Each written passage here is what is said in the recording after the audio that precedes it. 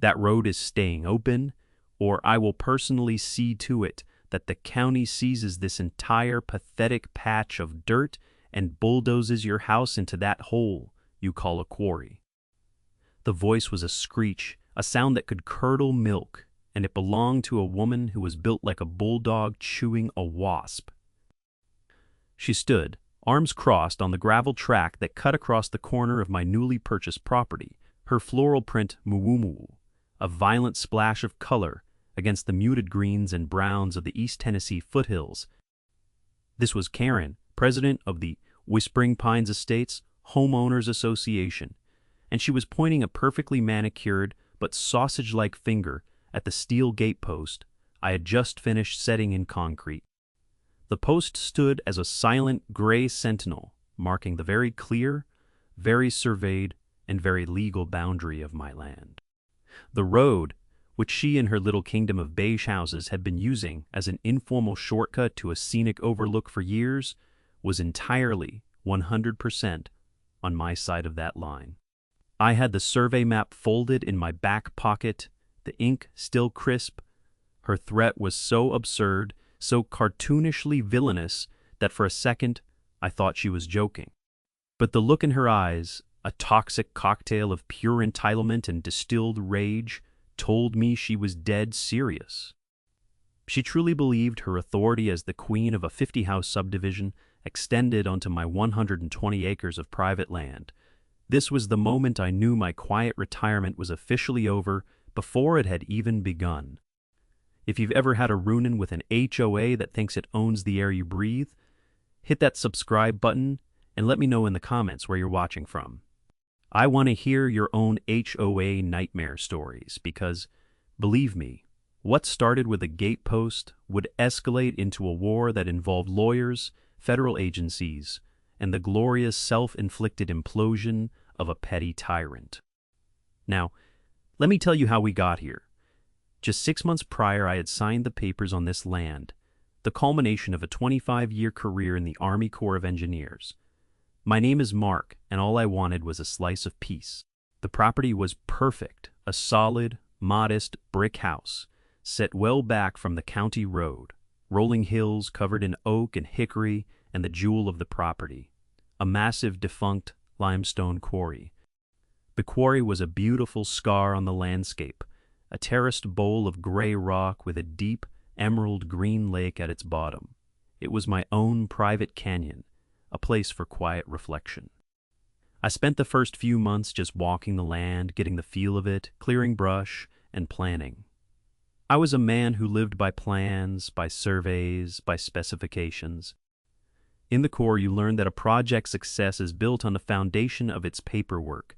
The deed was clear, the title insurance was comprehensive, and the property survey, which I had commissioned myself just to be triple sure, was staked and flagged with military precision. That's when I noticed the traffic.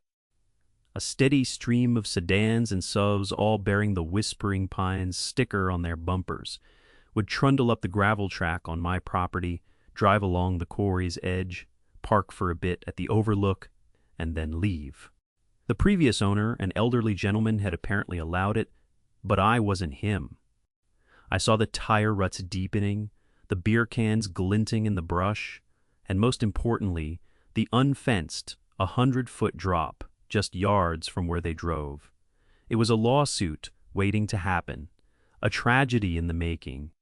My insurance agent had practically begged me to secure the access point. So, I bought a heavy-duty agricultural gate and a few dozen yards of fencing. I wasn't trying to start a war. I was just securing my land and mitigating a clear and present danger. I spent a Saturday digging the post holes, mixing the concrete, and wrestling the heavy steel gate into place. I had just hung it on its hinges when Karen's luxury SUV came roaring up the track, spitting gravel, and she stormed out to deliver her opening salvo. She saw a gate, I saw a line drawn in the sand, and she had just stomped all over it. Her absurd threat about seizing my property wasn't just an empty boast, it was a declaration. She believed she had the power, the right, and the moral authority to dictate what happened on my land. I looked from her furious, blotchy face to the solid steel of the gate, then back to my house in the distance. This was my ground. I had defended ground all over the world. I wasn't about to surrender it to her. The week after our initial confrontation at the gate was deceptively quiet, a calm before the bureaucratic storm I knew was coming. Karen didn't show up again in person. Instead, she began her assault the way all petty tyrants do, through paper. First shot across the bow arrived in a crisp, cream-colored envelope bearing the ostentatious Whispering Pines Estates logo. An embossed pine cone that looked more like a golden hand grenade. Inside, on thick, self-important letterhead, was a formal notice of violation.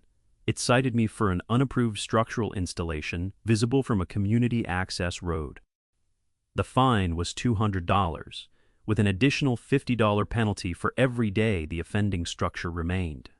The sheer audacity was breathtaking. I wasn't a member of her HOA.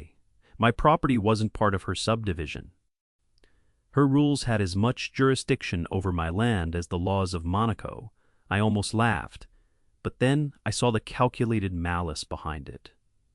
This wasn't about a legitimate grievance. It was about harassment. It was a strategy of 1,000 paper cuts, designed to annoy, intimidate, and wear me down until I capitulated just to make it stop. I took the letter and placed it in a new manila folder, upon which I wrote HOANON nonsense in black marker. Then I drove into town and bought a heavy-duty padlock. For my new gate, I locked it, took a photo with my phone, and went about my day. I would not be acknowledging her ridiculous fine. My response was the quiet, undeniable finality of a locked gate. 2 days later, a second envelope arrived, this time via certified mail, forcing me to sign for it at the post office. This one was from the HOA's legal counsel, a law firm with a fancy downtown address. The letter was 5 pages long, a masterpiece of legalese and veiled threats. It spoke of prescriptive easements, historic community access, and tortious interference with neighborhood enjoyment. It demanded the immediate removal of the unauthorized barricade and threatened imminent legal action to compel access and seek significant damages for the devaluation of Whispering Pines Estates properties by blocking their view of my quarry. This was a significant escalation. They were no longer just sending frivolous fines, they were lawyering up, but they made a critical error. They assumed I was just some dumb country landowner who would be scared by a letter from a big city lawyer. They didn't know they were dealing with a man who had spent a career reviewing billion-dollar construction contracts and navigating the labyrinthine legal codes of government projects. I read the letter twice, cold smile touching my lips. They had used the term prescriptive easement. It was a specific legal claim, and a notoriously difficult one to prove in our state. To win, they'd have to demonstrate that their use of the road was adverse, open, notorious, and continuous for a period of at least 20 years. The previous owner had given them permission, which meant their use was not adverse. It was a fatal flaw in their legal argument, and their lawyer either didn't know it or was hoping I didn't. I pulled out my own folder, the one labeled Property, which contained my deed, my title insurance policy, and my pristine survey. My title insurance specifically guaranteed there were no recorded easements on the property. This was their checkmate, and they didn't even know they were playing chess. I sat down at my desk and drafted a response. Not to the lawyer, and certainly not to Karen. I sent a polite registered letter to the HOA's entire board of directors, whose names and addresses I easily found in public records. In the letter, I calmly and professionally stated my position. I included a high-resolution copy of my survey map with the property lines clearly highlighted. I included a copy of the relevant page from my title insurance policy. I explained, in simple, direct language, that the road was entirely on my private property and that no legal easement existed. I concluded by stating, that for safety and liability reasons, the access was now permanently closed, and that any further attempts to enter my property would be considered trespassing. I also added a sentence that was pure calculated poison. Furthermore, please be advised that your HOA is now formally on notice regarding the significant and obvious safety hazards associated with the unmaintained track's proximity to the unfenced quarry high wall, a condition which I have taken steps to mitigate. I was turning their argument about enjoyment into a documented warning about liability. I was building my case, one piece of paper at a time. The war of letters had begun, but I was fighting with superior ammunition. The silence that followed my certified letter to the HOA board was telling. I imagined the frantic calls, the emergency meetings, the realization that the pushover they were expecting was meticulously documenting their every move. But while Karen and her board were regrouping, I decided to go on the offensive, not with aggression, but with intelligence. A good commander knows the terrain and the allies who occupy it. My property was bordered on two sides by the Whispering Pines subdivision, but on the other two sides were my real neighbors, a sprawling, multi-generational farm and a tidy 5-acre plot with a small, well-kept house. I hadn't met them yet, having been focused on my own land. It was time to change that. I started with the farm. I drove my truck down the county road and turned up a long gravel driveway that led to a classic white farmhouse. An old man in overalls was tinkering with a tractor engine in a large barn, the air thick with the smell of diesel and hay. I introduced myself as his new neighbor, Mark, and gestured back toward my property. His name was Earl, and his handshake was like a vice grip, his eyes crinkling at the corners when he smiled. "The fellow with the quarry," he said, wiping his hands on a red rag. "Heard you put a gate up. Good on ya. About time someone did." That was all the opening I needed. I told him about Karen's visit and the letters from the lawyer. Earl let out a deep, rumbling laugh. "Sounds about right," he chuckled. "That woman's got a bee in her bonnet the size of a Buick. Thinks 'cause she's president of the Pine Nuts over there, she's the queen of the whole county." He then spent the next hour regaling me with his own Karen stories. She had tried to file a formal complaint with the county about the smell of his manure spreader, claiming it was a noxious pollutant affecting their luxury lifestyle. She had sent letters demanding he plant a row of expensive Leyland cypress trees to block the view of his unsightly barns. Each attempt had been met with Earl's stony, dismissive silence and the county's complete lack of interest. "She's got no power over here, son," Earl said, clapping me on the shoulder. "But she's a hornet. Best not to just swat at the nest. You gotta get the whole thing taken down." He told me about my other neighbor, a man named David. He's a retired fella, too. Quiet guy. Lawyer, I think. She tried to pull some nonsense on him a few years back. This was gold, a potential ally who was also a lawyer. Later that afternoon, I walked over to David's property. He was in his yard, meticulously pruning rose bushes. He was a small, wiry man with sharp, intelligent eyes behind thin-rimmed glasses. When I introduced myself and explained the situation, he didn't laugh like Earl. He just nodded slowly, a grim, knowing look on his face. "Karen," he said, the name tasting like ash in his mouth. "Let me guess. Prescriptive easement?" I nodded. "And tortious interference with their view." David let out a short, sharp sigh. Predictable and legally baseless. He invited me inside and over iced tea. He laid out his own experience. When David had repainted his fence, a fence entirely on his own property, miles from the HOA's boundary, Karen had sent him a violation. Notice claiming the shade of white he used wasn't on the HOA's approved color palette.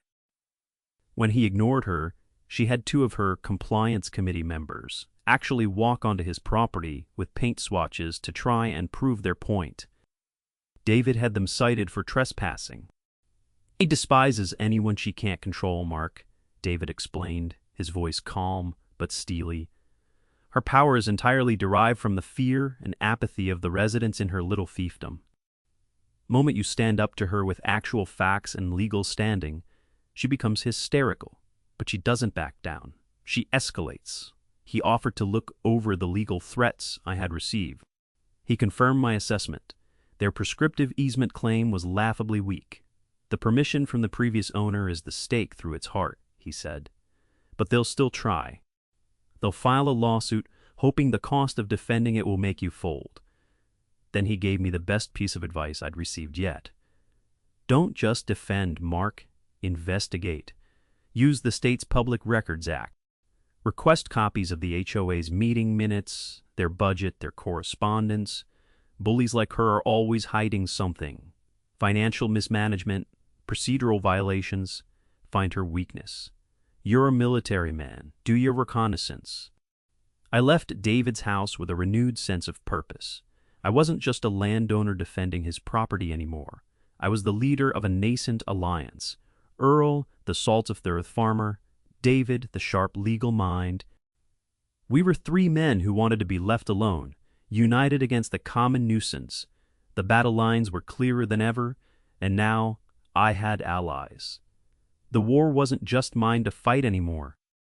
Armed with David's advice and my own ingrained discipline for strategic planning, I launched my counter-offensive.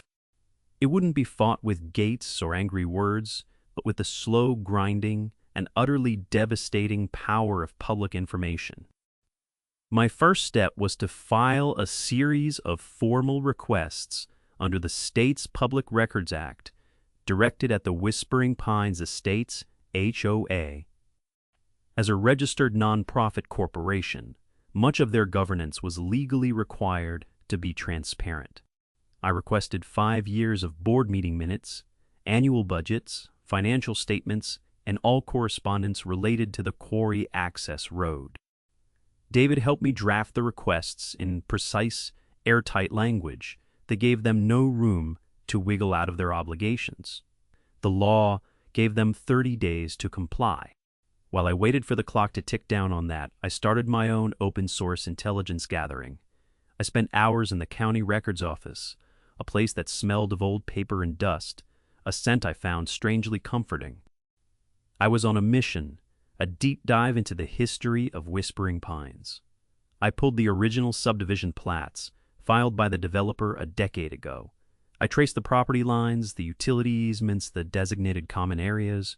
As I suspected, road to the overlook was never mentioned. It wasn't a county road, a private road, or a designated easement. It was simply a dirt track that happened to exist on the parcel of land next door.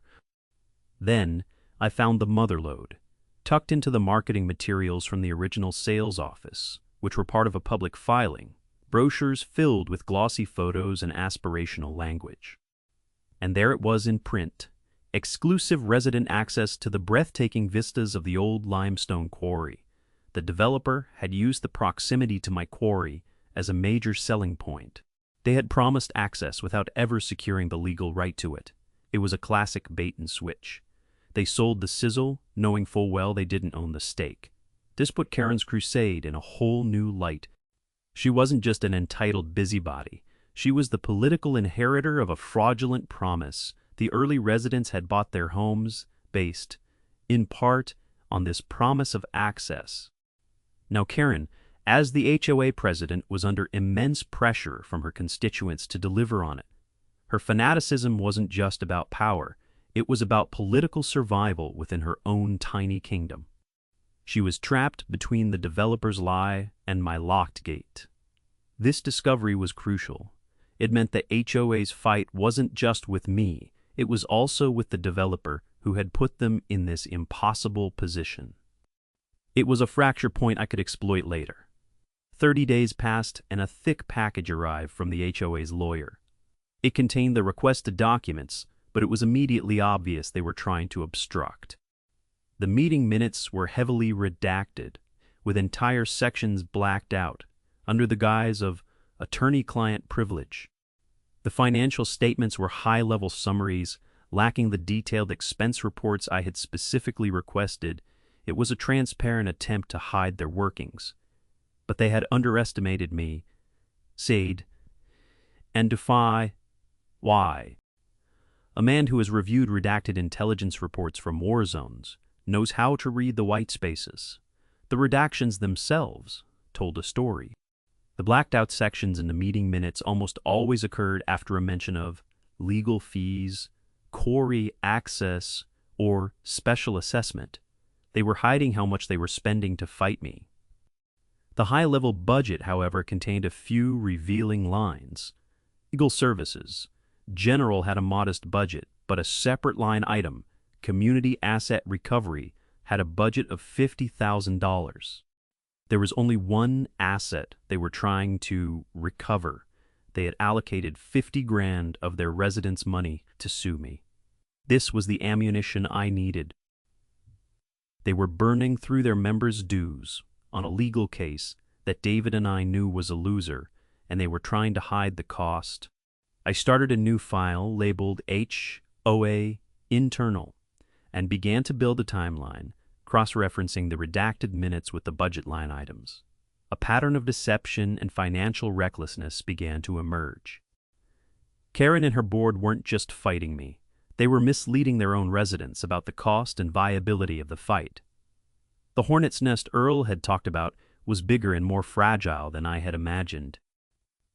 My investigation was no longer just about defending my property. It was about exposing the rot at the core of the Whispering Pines. HOA. The more I dug, the more I realized that Karen's downfall wouldn't come from me defeating her in court. It would come from her own people once they realized who was truly responsible. For the mess, my role was simply to provide them with the undeniable, documented truth. The quiet war of paperwork was about to yield its first major victory. The inevitable escalation came on a bright Saturday morning. I was out near the quarry enjoying the quiet hum of nature when the sound of a vehicle approaching my gate faster than usual broke the peace. It was a county sheriff's patrol car, and pulling up right behind it, in her gleaming white SUV, was Karen, triumphant smirk plastered across her face. This was it. She had failed with bureaucratic threats and legal posturing, so now she was trying to use the authority of law enforcement to get her way. She had called the cops on me.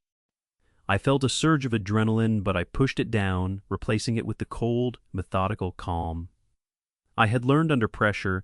I walked slowly toward the gate, my hands empty and visible. A deputy, a young man with a serious expression, got out of his patrol car. Karen practically bounded out of hers, pointing at me dramatically. "That's him, officer. That's the man who illegally blocked a public road. I want him arrested." The deputy held up a hand to silence her, a gesture that already seemed weary, and turned to me. "Sir, I'm Deputy Miller. We received a call about a public right-of-way being obstructed. Is this your property?" "Yes, it is, Deputy," I said calmly. "And this is a private gate on my private property." Karen sputtered. "It is not. It's a community road. We've been using it for years. He has no right." Deputy Miller turned to her, his patience. "Already wearing thin, ma'am. I'm going to speak with this gentleman. Please stay by your vehicle." Her face flushed with anger at being dismissed, but she complied, crossing her arms and glaring at me over the roof of her car. "Sir, can you show me where your property line is?" the deputy asked. This was the moment I had prepared for. This was the performance. I didn't just point. I walked him over to the steel survey marker, embedded in the ground, the one the surveyors had put in, its metal cap clearly stamped with the registration number. "The line runs from this marker straight over to that one," I said, pointing to its twin on the other side of the track. "As you can see, the entire roadway here is on my side of the line. He's lying." Karen shrieked from her side of the gate. "He's moved the markers." The deputy shot her a look that could have frozen fire. "Ma'am, tampering with a registered survey marker is a felony. Are you making that accusation formally?" Karen's mouth opened and closed like a fish. She hadn't expected that. "Well, it's just not right," she stammered. The deputy ignored her and turned back to me. "Do you have any paperwork, sir? A deed or a survey map?" I smiled. "As a matter of fact, I do, if you'll give me 1 minute." I walked back to my house, retrieved the binder I had meticulously prepared for this exact occasion, and returned. I opened it on the hood of his patrol car. Inside, in neatly organized plastic sleeves, was everything. The deed, the full-size certified survey map, the title insurance policy explicitly stating no easements. I even had aerial photographs from the county assessor's office, with the property lines overlaid. I had a tab for the threatening letters from the HOA and copies of my polite, factual responses. It was a fortress of documentation. Deputy Miller spent several minutes carefully examining the survey map, comparing it to the physical markers and the gate's location. He read the key passages of the deed. He was thorough and professional. Finally, he looked up at me, then over at Karen, who was practically vibrating with impatience. "Well, sir," he said, handing the binder back to me, "your paperwork seems to be perfectly in order. This is clearly your private property." He then walked over to Karen. His voice was firm, official, and loud enough for me to hear every word. "Ma'am, based on the survey documents provided, this is private land. This is a civil matter, not a criminal one. You are currently on private property without the owner's permission. I am advising you to leave." The color drained from Karen's face, replaced by a splotchy, apoplectic red. "Can't be serious. You work for us, the taxpayers. You're supposed to enforce the law. I am enforcing the law, ma'am," the deputy said, his voice dropping into a dangerously quiet register. "The law says I can't force him to open his private property for you. And the law says you are trespassing. Now, I'm not going to cite you today, but if I have to come back out here for this, I will. Please return to your vehicle and leave the premises." It was a public, undeniable, and utterly humiliating defeat. She had brought the law to bear, and the law had sided squarely with me. Her ultimate weapon had been turned into a tool of her own embarrassment. But a cornered bully doesn't surrender. They lash out. "This is outrageous," she screamed, jabbing a finger at the deputy. "I'll have your badge for this. I know the sheriff. I will be filing a formal complaint against you for dereliction of duty." The deputy just stared at her, his expression unreadable. He had seen this all before. "You have a nice day, ma'am," he said, turning his back on her and walking back to his car. He gave me a slight nod as he passed. "You have a good one, deputy," I said, my voice filled with genuine gratitude. As he drove away, Karen stood there, momentarily stunned, her face a mask of fury and disbelief. She shot me a look of pure, unadulterated hatred, a look that promised this was far from over. And she wrenched her car door open, slammed it shut, and peeled out, spraying gravel and dust everywhere. I watched her go, a grim satisfaction settling over me. She had escalated and been publicly slapped down. David was right. Caught. She wouldn't back down. She would find another way, and her next move, born of pure desperation and spite, would be the mistake that would cost her everything. For 2 weeks, the woods were quiet again. The cream-colored envelopes stopped coming. Karen's white SUV was conspicuously absent from the county road. It was a cold war, a period of unnerving silence where I knew the enemy was not retreating, but rearming. I used the time to reinforce my position, both literally and figuratively. I installed solar-powered motion sensor cameras along my fence line, focused on the gate. Any further attempts at trespassing would be recorded in high definition. I also continued my deep dive into the HOA's records, sharing my findings with David. We were building a case, not for a courtroom, but for the court of public opinion within Whispering Pines. End quote. We were preparing to show the residents how Karen's personal vendetta was costing them a fortune. I knew she was plotting something. Her public humiliation at the hands of Deputy Miller would have been a breaking point. Her authority had been challenged and found wanting in front of one of her subjects, and worse, uniformed officer. Her ego could not let that stand. I expected another lawsuit, a more aggressive legal filing. I expected her to try and rally the neighborhood for some kind of protest. What I didn't expect was for her to get creative. I underestimated the depths of her spite. The attack came from an entirely new direction, a vector I hadn't anticipated. It arrived not as an SUV or an envelope, but as a phone call on a Tuesday afternoon. The caller ID was an unknown government number. "Hello, is this Mark Jansen?" the voice on the other end said. It was a woman's voice, professional and no nonsense. "Yes, this is he. Mr. Jansen, my name is Sarah Jenkins. I'm a field inspector with the Mine Safety and Health Administration, MSHA. We've received a formal complaint regarding an active and unsafe mining operation on your property. I need to schedule a site inspection as soon as possible." I froze, the phone cold against my ear. MSHA. The federal government. This was a quantum leap in escalation. Calling the county sheriff was one thing. Calling in a federal agency that had the power to levy crippling fines and issue shutdown orders was another level entirely. This was Karen's masterstroke, her desperate Hail Mary. She couldn't win on the property dispute, so she was trying to destroy me with the full weight of federal regulation. The complaint was, of course, a lie. My quarry was defunct. It hadn't been an active mining operation since the 1972. But a complaint from a concerned citizen about an unsafe mine is something MSHA takes very, very seriously. They don't ask many questions. They just send an inspector.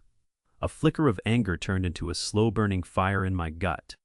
This wasn't just harassment anymore. This was a malicious attempt to tie me up in a federal investigation to cost me thousands in potential fines and legal fees, all because I wouldn't let her use my road. It was a scorched earth tactic. But as the initial shock wore off, it was replaced by something else. An idea. A beautiful, terrible, perfectly symmetrical idea. Karen thought she was calling in an airstrike on my position. She had no idea she was actually handing me the bomb. "Miss Jenkins," I said, my voice perfectly calm and cooperative, "I'd be happy to accommodate an inspection. My quarry has been inactive for nearly 50 years, but I understand you have to follow up on any complaint. When would be a good time for you?" We scheduled the inspection for the following Monday. As soon as I hung up the phone, I called David. I explained what had happened. There was a long pause on the other end of the line. "MSHA," he said finally, a low whistle in his voice. "She's out of her mind. That's a federal agency, Mark. The penalties are no joke if they find anything they don't like." "I know," I said, "but my quarry is just a hole in the ground with a lake in it. There's no equipment, no activity, there's nothing for them to find." "Then why do you sound so calm?" David asked, his lawyer's intuition kicking in. I allowed myself a small smile, even though he couldn't see it. "Because, David, she didn't just call the wrong department, she called the perfect department. Her complaint was about an unsafe mining operation. Well, I'm about to show the nice lady from the federal government the single most unsafe thing on this entire property." There was another pause, and then I heard a slow chuckle on David's end. "Oh my," he said. The road along the quarry rim." "Exactly," I said. "Karen is so obsessed with getting access to the quarry that she's now bringing in a federal agency whose entire mandate is safety around quarries. She thinks she's aiming a cannon at my house, but she's pointed it directly at her own feet." The plan crystallized in my mind, elegant and simple. I wasn't going to fight the MSHA inspection. I was going to embrace it. I was going to be the most helpful, safety-conscious property owner they had ever met. And I was going to use their authority, their official stamp, to do what my gate had only started. I was going to have that road condemned. Karen had made her big mistake, and I was going to make sure it was a fatal one. The following Monday morning was overcast and gray, the sky a perfect reflection of the serious business at hand. At precisely 9 a.m., a white government-issue sedan pulled up to my gate. A woman in her late 40s, dressed in practical steel-toed boots, jeans, and a jacket with the MSHA logo on the chest, stepped out. This was Inspector Jenkins. She had a clipboard in one hand and an air of professional skepticism. I had already unlocked the gate and was waiting for her. "Inspector Jenkins, Mark Jansen," I said, offering a firm handshake. "Thanks for coming out. I've got a fresh pot of coffee on if you'd like to review the property maps before we walk the site." Her eyebrows raised slightly in surprise. It was likely used to being met with hostility and suspicion, not a welcoming committee. "Coffee would be great, thank you, Mr. Jansen," she said, her tone softening a fraction. Inside, I had the survey maps and property deeds spread out on my kitchen table, right next to the coffee pot. I walked her through the property's history, explaining that the quarry had ceased all commercial operations in 1978, a fact supported by the county records I had laid out for her. "The complaint mentioned an active operation," she said, making a note on her clipboard. "No, ma'am," I replied. "As you'll see, the only activity here is swimming, fishing, and the occasional turtle sunning itself on a rock. But I'm happy to give you a full tour." We started the inspection. I drove her in my utility vehicle, first to the far side of the quarry, showing her the overgrown access roads and the crumbling remains of the old rock crusher's foundation, now covered in vines. I pointed out the lack of any modern equipment, the absence of blasting materials, clear signs of decades of neglect. She was thorough, taking pictures, making notes, asking pointed questions. Answered everything truthfully and directly. She was a professional doing her job, and I respected that. After about an hour of touring the dormant sections, I drove toward the part of the property that mattered. "Now, I want to show you the main reason I was so glad you called," I said, my tone shifting to one of serious concern. "The complaint you received was malicious and baseless, but it inadvertently highlighted a very real safety issue that I have been trying to address." I drove up the gravel track, the one Karen called a community road, and stopped right where it ran, parallel to the quarry's edge. I got out of the vehicle, and Inspector Jenkins followed, her eyes widening as she took in the scene. To our right was a sheer 100-foot drop to the emerald water below. The edge was unstable, a mix of loose rock and crumbling soil, undercut in places from decades of erosion. To our left, just a few feet away, were the tire tracks from the Whispering Pines residents' cars. "This track," he said, gesturing along its length, "is what the complainant is furious about. I recently blocked access to it, and they are demanding I reopen it. They have been using it as an informal shortcut and a scenic route, driving right along this edge." Inspector Jenkins walked slowly to the precipice, her boots crunching on the loose gravel. She peered over, her expression turning grim. She didn't say anything for a long time. She just looked at the drop, then at the tire tracks, then back at the drop. "You said they drive here," she finally asked, her voice tight. "Regularly," I confirmed. "Families, sometimes. They park here to look at the view." I then handed her my HOA NC binder. "This is the correspondence I've had with the local HOA. They are threatening to sue me to force this road open." She took the binder and flipped through it, her eyes scanning the threatening legal letters and my documented responses. She saw the pictures of cars parked near the edge, the ones I had taken before I put up the gate. Her face hardened. "And there are no guardrails, no warning signs?" she asked, though the answer was obvious. "None," I said. "It's an unmaintained track on private property that was being used without a legal easement. When I bought the land, my first priority was to mitigate this obvious hazard by installing a gate and fence to prevent access. That's what triggered the complaint to your office. They are angry I took away their dangerous shortcuts." I let the words hang in the air. I had reframed the entire situation. I was no longer the subject of an investigation. I was the responsible landowner who had reported a hazard. Karen wasn't a concerned citizen. She was the reckless party demanding access to a death trap. The MSHA inspector's entire worldview is built around identifying and mitigating hazards like this. An unfenced high wall on an old mine site is a cardinal sin in her professional universe. The fact that people were being encouraged to drive along it was anathema. She pulled out a camera and began taking dozens of photos of the quarry edge, the unstable ground, the proximity of the road. She used a laser measure to document the distance from the tire tracks to the drop. She was no longer investigating my non-existent mining operation. She was building a case against the road itself. "Mr. Jansen," she said, finally turning back to me, her clipboard now filled with notes. "You are absolutely correct to close this road. This is one of the most significant fall hazards I've seen on a non-active site in years." A slow, triumphant smile spread across my face. It was working. It was working better than I had ever imagined.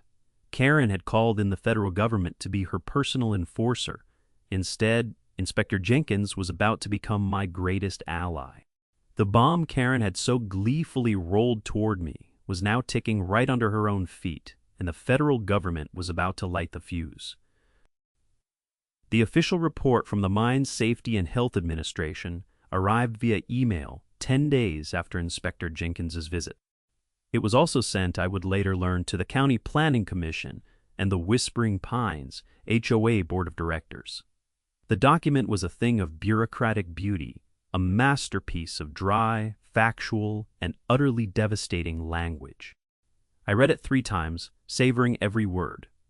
The report began by summarily dismissing the initial complaint. A thorough inspection of the property found no evidence of current or recent mining, milling, or processing activities. The site is verifiably defunct, with all operations having ceased circa 1978. The complaint of an unsafe active mining operation is unfounded. That single paragraph officially exonerated me. But it was the second half of the report that was the true bombshell. Under the heading, Observed Site Hazards and Recommendations, Inspector Jenkins laid out her findings regarding the quarry road.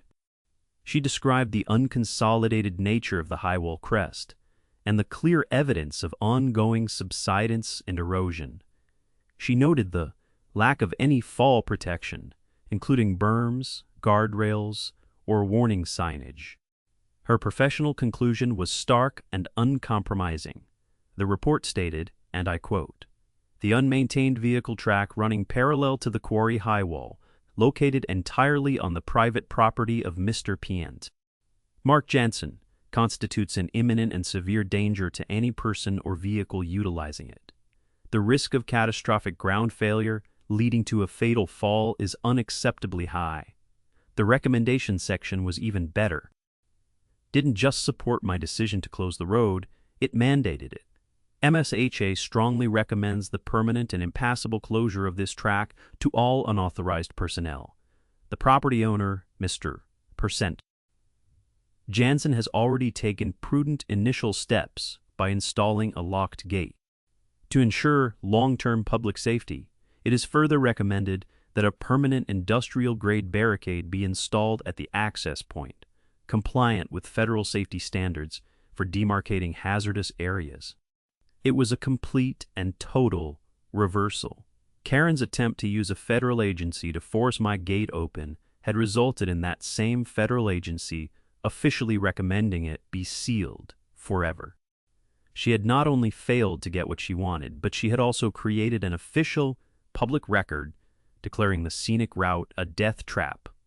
The legal implications for the HOA were catastrophic. Their entire prescriptive easement claim was now DOA.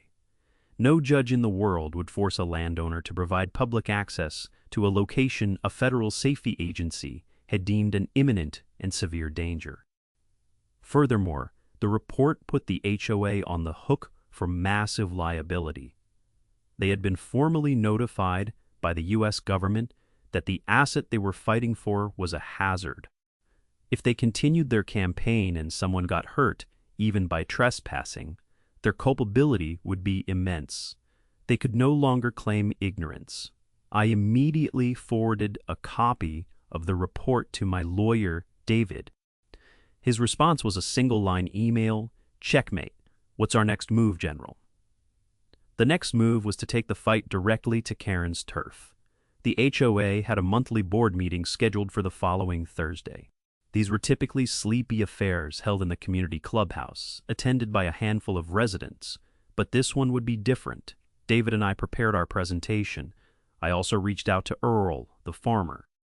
I told him what had happened and asked if he'd be willing to attend the meeting with me.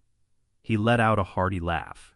"Son, I wouldn't miss it for the world, seeing the look on that woman's face when you read that report. That's better than television." The stage was set for the final confrontation. It would not be a shouting match at a gate. It would be a calm, deliberate public dismantling of Karen's authority, using her own actions as the primary weapon. I had the MSHA report, my binder of documented harassment, and my research into their questionable finances. Karen thought she was playing checkers, moving her pieces to bully and intimidate. I was playing chess, and I had maneuvered her queen into an inescapable trap. The public exposure was coming. Her reign as the tyrant of Whispering Pines was about to come to a very public, very humiliating end. No longer just about my property. This was about accountability. It was about proving that bullies and petty despots, no matter how much power they think they have, eventually overreach and become the architects of their own destruction. And I was going to make sure everyone saw the blueprints. The Whispering Pines Estates Clubhouse was exactly as I'd imagined.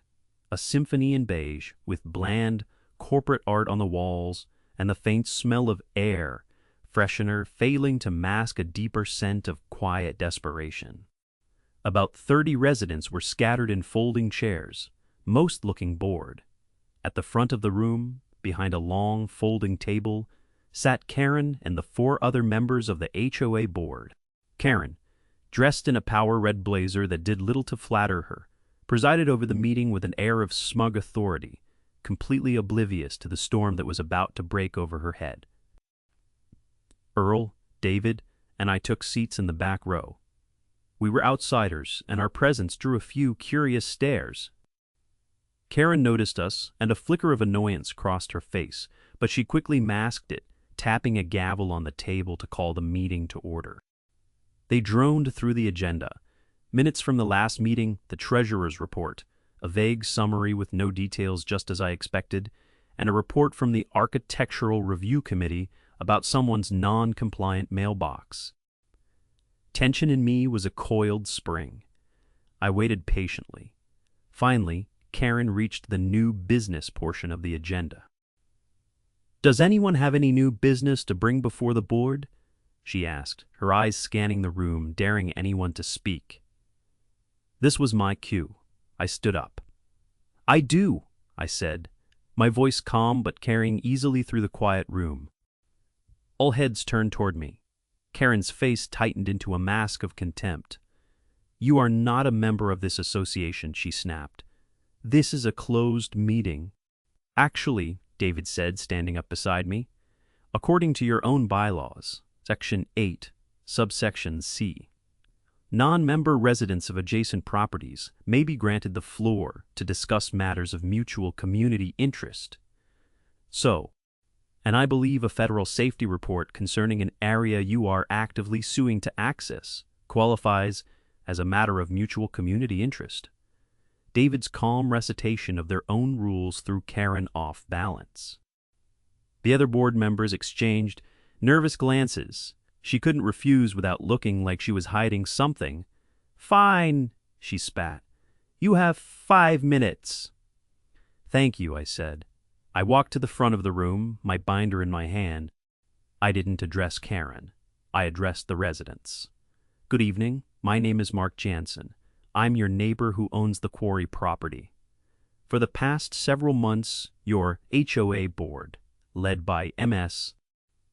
Peterson," I said, gesturing to Karen, "has been spending your money to try and force access to a road on my private land." A low murmur went through the crowd. "Mrs. Peterson has sent frivolous fines, hired a lawyer to threaten me, and even called the sheriff's department to have me falsely arrested." Karen stood up. This is slander. That road is a community asset. Please let him finish, Karen, a man in the front row said. I'd like to hear about where my dues are going. Karen, stunned by the dissent, sat back down, her face thunderous as part of her campaign. I continued. Ms. Burrs, Peterson filed a complaint with the Federal Mine Safety and Health Administration, claiming I was running an unsafe mine. She hoped they would fine me into submission. However, the MSHA inspector came, and the results were not what she expected. I opened my binder and held up the MSHA report. I have here the official federal report. I've provided a copy to every board member, and I'll make it available to any resident who wants one. The report concludes, and I quote, "The complaint of an unsafe active mining operation is unfounded, but it found another hazard. It found that the road you've been fighting for is again, I quote, an imminent and severe danger, and that the risk of catastrophic ground failure leading to a fatal fall is unacceptably high." A collective gasp went through the room. The federal government has officially recommended the permanent and impassable closure of that road. Your board and Ms. Peterson specifically has been wasting your money and exposing this entire community to staggering liability by fighting for access to a federally recognized death trap. I then turned to the financial records. I also used public records requests to obtain your HOA's budget. You might be interested to know that this board has allocated $50,000 of your money to a community asset recovery fund. That's $50,000 to sue me for a road that is now legally and officially condemned as a hazard. The room erupted. People were on their feet shouting questions at the board. $50,000? Ma? You were suing for a death trap? Why didn't you tell us about this report? Karen was white as a sheet. Her power was evaporating before her eyes. The residents weren't angry at me. They were furious with her. They saw the deception, the waste, the recklessness. Earl stood up, his booming voice cutting through the noise. I'm Earl Johnson. I own the farm next door. This woman tried to sue me 'cause my cows smell like cows. She's a bully who's been playing games with your money. And she finally got caught. David then stood and delivered the final precise blow. As a resident and a lawyer, I can tell you that this board's actions, particularly in light of this federal report, may constitute a breach of their fiduciary duty to the homeowners. Continuing this legal action would be grossly negligent. The chaos reached a crescendo. The man who had spoken up earlier stood on a chair. I call for a vote of no confidence in the current board and an immediate emergency election. A chorus of "aye" and "seconded" filled the room. Karen just sat there, stunned and silent, her face a crumbling ruin. The residents swarmed the front table demanding answers, demanding accountability. Her reign was over. It had been dismantled, not by force, but by facts. Her own spite, her own overreach, had been the weapon I used to bring her entire house of cards crashing down. I stepped back and watched the beautiful, messy process of a community taking back its power. My war was over. I had won. The aftermath of the HOA meeting was swift and decisive. The vote of no confidence passed with an overwhelming majority. Within a week, an emergency election was held, and an entirely new board was voted in. The new president was the man from the front row who had first spoken up, a reasonable accountant named Tom, who seemed genuinely interested in responsible governance. Karen Peterson, along with her entire slate of board members, was unceremoniously swept from power. I heard from Earl that she put her house up for sale less than a month later, unable to bear the humiliation of living in a neighborhood where she was no longer queen, but a pariah. Her downfall was total, a direct consequence of her own hubris.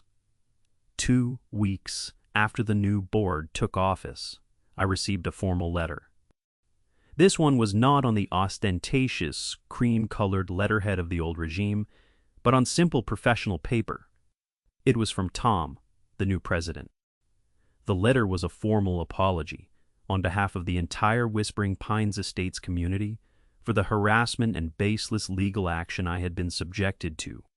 It stated that their legal counsel had been instructed to immediately drop the lawsuit regarding the quarry access and that they accepted the MSHA report's findings in their entirety. But it went further. The letter offered, as a gesture of goodwill and community partnership, for the HOA to bear the full cost of the permanent barricade recommended by the MSHA report. They offered to hire a professional fencing contractor to install an industrial-grade guardrail and gate system that would meet federal safety specifications, ensuring the area was secure for good. They also offered to reimburse me for the cost of my gate and the legal consultation fees. I had incurred with David. It was a complete surrender and a genuine offer of restitution. I met with David to discuss it. "You don't have to accept, you know," he said. "You could still sue them for malicious prosecution." I thought about it for a moment, looking out my window at the peaceful woods. The fight was over. I had achieved my objective, securing my property and my peace.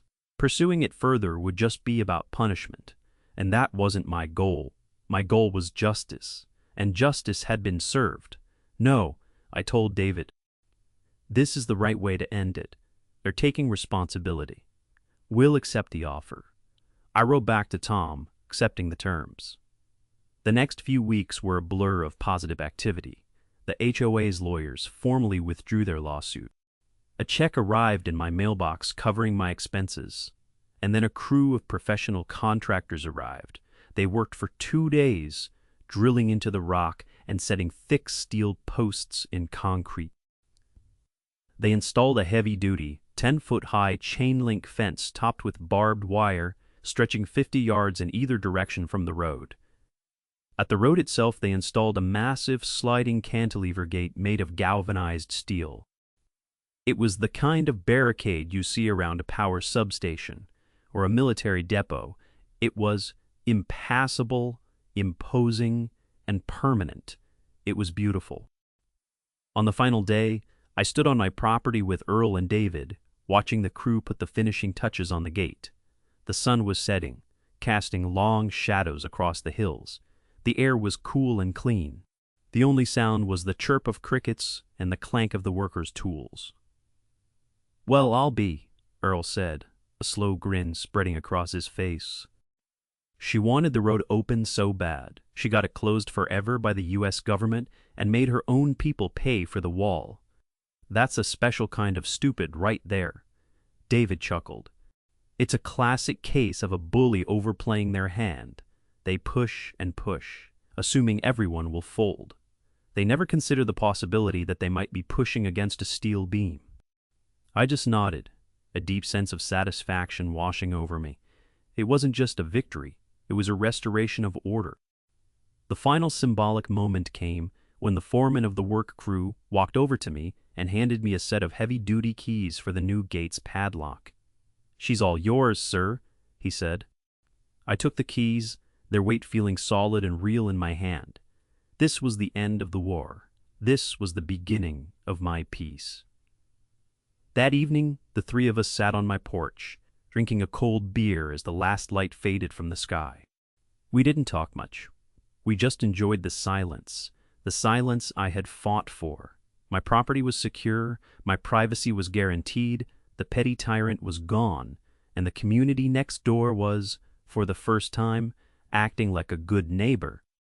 I looked out toward the quarry, now protected by a barrier of steel, secret safe, its beauty, mine alone to enjoy.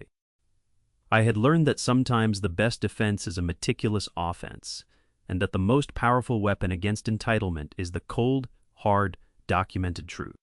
And I learned that justice, like a well-set gatepost, is a damn fine thing to build with your own 2 hands.